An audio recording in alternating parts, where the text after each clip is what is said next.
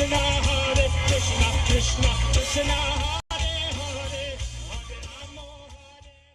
don't have a lack of balance, and I think we are missing opportunities, or we miss opportunities when we don't have proper balance. Couple obvious examples are stress historically on quote-unquote preaching, without understanding what's the balance of taking care of our own members, our own kids, our own families, our own spiritual life. That's something that's out of balance that's causing us some problems. Our emphasis on the concept of renunciation, which is an important one in our tradition. No one can deny that. It's a key element. Yet it has to be balanced with other equally important concepts, for example, family development and personal care of devotees, again. So that lack of balance has been a big challenge for us. And in order to build healthy communities, we have to find that balance both for ourselves and for our larger communities. And that's something I think we need to put a lot of more emphasis on that. Some examples of areas or questions that we need to look at in order to build strong communities, healthy communities. One, just the concept of addressing our own sense of what are our needs and our desires here and now in this world, in these bodies, in these minds. How do we balance that with the need for spiritual growth and the need to look for our eternal benefit? We tend to, like a pendulum, swing from one side to the other. And that's not healthy. It's going to happen. None of us are perfect, and as communities we're not going to be perfect. But we need to find the balance in that. And related challenge to this is the whole concept of how do we find balance as Krishna conscious persons living in the larger community. So there's the balance in our own lives, the balance within our own communities, and then the balance within the larger community.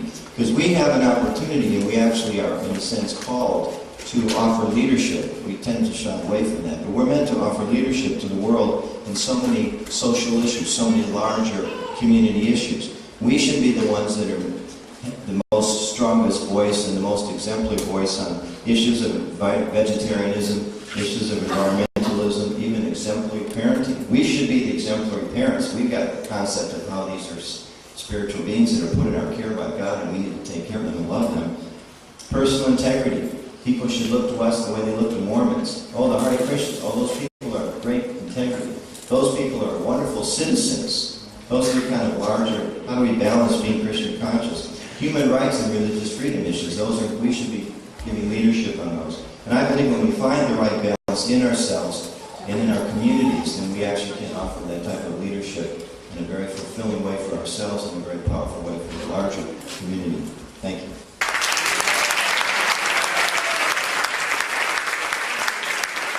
Thank you, Hare Krishna.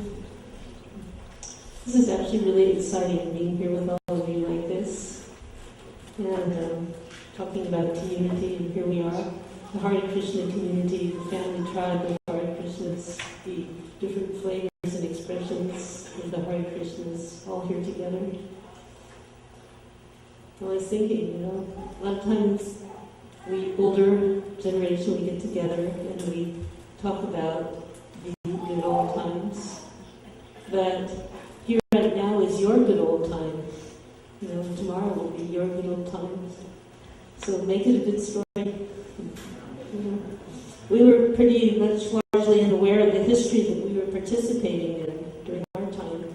We were kind of too busy doing it, too busy living it, and we weren't thinking ahead too much.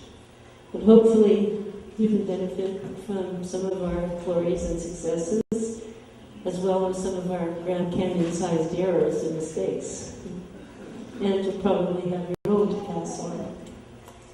So I was thinking about the timing here, our 3 minutes.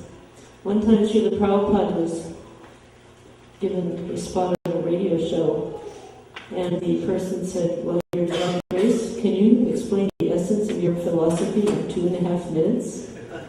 And he did it. So eloquently. And when we were making our record with George Harrison, we had 2.5 minutes to make the perfect kirtan. And you're all familiar with that wonderful Hare Krishna kirtan. It's so wonderful, 2.5 minutes. So finally, I would like to say that one of the wonderful experiences that I'm having here at the Kulimela is that while we are talking about succession, I'm not so worried as I was, because I see here so much talent and intelligence and determination and dedication. And I'm thinking how Srila Prabhupada said to us back in those old days, my dear boys and girls, you must help push on this movement. So it's not that there's no one out there, but rather it's which one of you is going to come forward, or how many of you are going to come forward and help push on this movement. Thank you very much. Yeah, we didn't think it would go this far, did we? I know from the very first day that all I was ever concerned with in my life was just looking at Srila Prabhupada. Without all the words and the movement and everything he's created, there was nothing more precious in the world. There is nothing more precious in all of existence than the beauty of Srila Prabhupada's face and his mannerisms, his moods, his every moment, flawless moment. It's still the only thing before my eyes. I like to observe, I used to like to observe Prabhupada's moods. And recently seeing some old photographs from San Francisco days, I think if Srila Prabhupada was sitting here with us right now, he would look very much like he did in those early days in San Francisco. Very happy. All the pictures of Srila Prabhupada in his happiest moods were shot in San Francisco because he was with his family. For the first time, he was with his real family.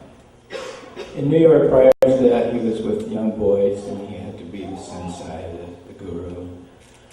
And later he became Jagat Guru, and everyone had to see Prabhupada in that mood. But in San Francisco, in those early days, he was at his happiest with his spiritual family, and I think he would be just like that here with all the wonderful boys and girls today.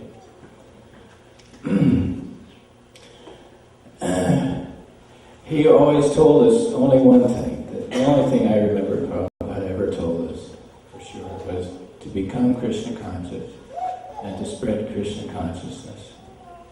So we took that on as our major task. And Bhagavan, Malta, you'll remember the look in Prabhupada's face when he would hear some big victory, spreading Krishna consciousness. This was the special look we all tried to get, is to come in and make our report, Srila Prabhupada, this happened today. Oh, that was what we lived for, that special smile. So we went out and did it, just a handful of us. We spread Krishna consciousness all over the world.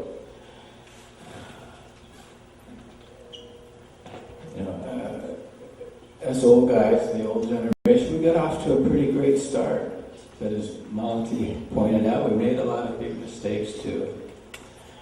And now looking at it, perhaps compared to how much integrated we were into the world social fabric in those days, how we kind of dropped off the radar. We're not really a buzzword anymore in the world, at least in America. In other parts of the world we are. But things are not so bad. This is not really. This is part of the maturing process.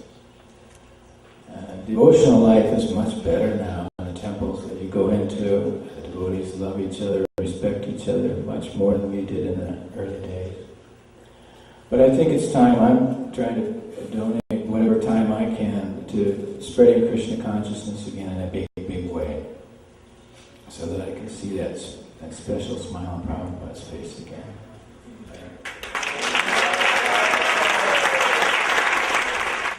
It's difficult to follow it after so many eloquent speakers. There's so much to say about our community and so much that's been said by people who spoke already. For myself, I come from the perspective of the youth ministry. Trying to create a youth ministry in ISKCON that has a vision to train, engage, inspire, and empower youth in Krishna consciousness in every community and ultimately in every town and village. Anuttama Prabhu focused on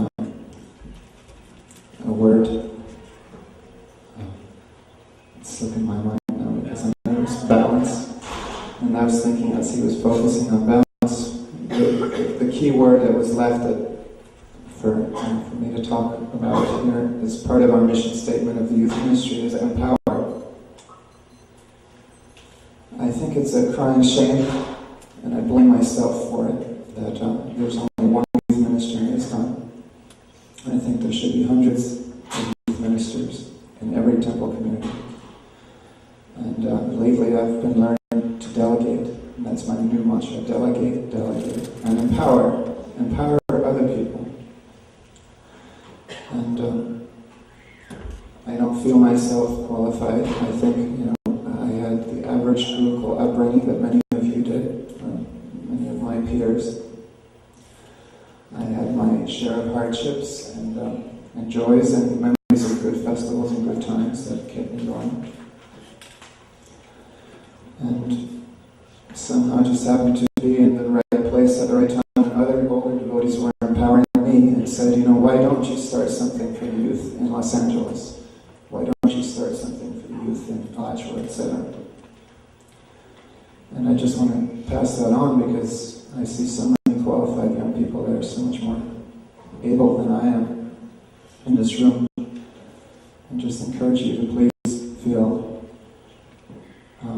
that there's an urgency to get involved. There's an urgency to, for us young people who have the energy to contribute to Srila Prabhupada's vision of spreading Krishna consciousness. We travel all over with the festival bus tour. There are 18 states in this USA that do not have a temple. 18 states. There's the city of Los Angeles with 10 million people, and there's one temple on the corner of Watsika Avenue that can accommodate 300 guests.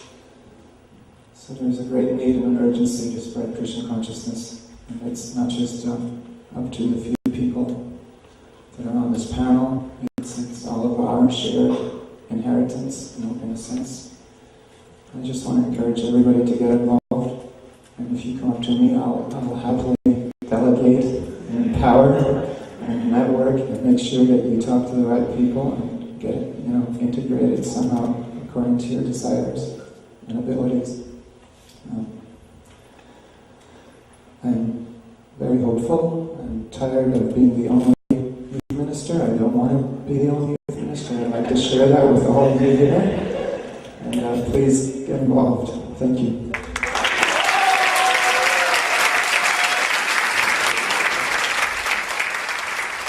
I have a beautiful 7-year-old niece, and somewhere she picked up this very interesting habit.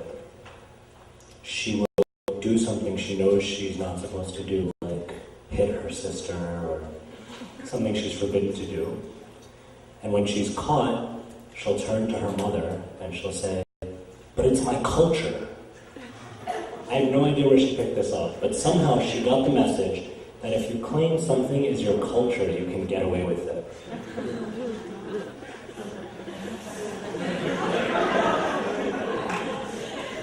Frankly speaking, I think some of you are making the connection. Frankly speaking, I think we've had this mentality in our society, in our extended, wonderful, partially functional family, for a very, very long time. But as I was kind of reflecting on that, I was thinking, the common thread that I'm hearing, although I don't think I've heard the word yet, is culture. When Radhanath Maharaj was speaking so beautifully, he was speaking about the ingredients of a culture. And really the task that I find that we're all charged with and that I'm personally trying to live up to is the creation or the recreation of a culture that we can actually be proud to say, but it's my culture, rather than to fall back on it as a default for not living up to our expectations. The question was raised recently, just right before the session. It's a question that might be on many of your minds. Where is this con going? Where are we headed? And what's the vision? What's the master plan? And as far as temples, at least, and this is probably not an official ISKCON communications view, this is probably my own opinion, but at least I see a shift from a model of a temple to a model of what I guess is commonly called a community center. I don't know if we want to explicitly use that language. I don't know if that makes some people feel comfortable or uncomfortable. But I think there's a shift from regarding having a building that we need to then fill with devotees, i.e. go out and make devotees, which is a phrase I have big problems with.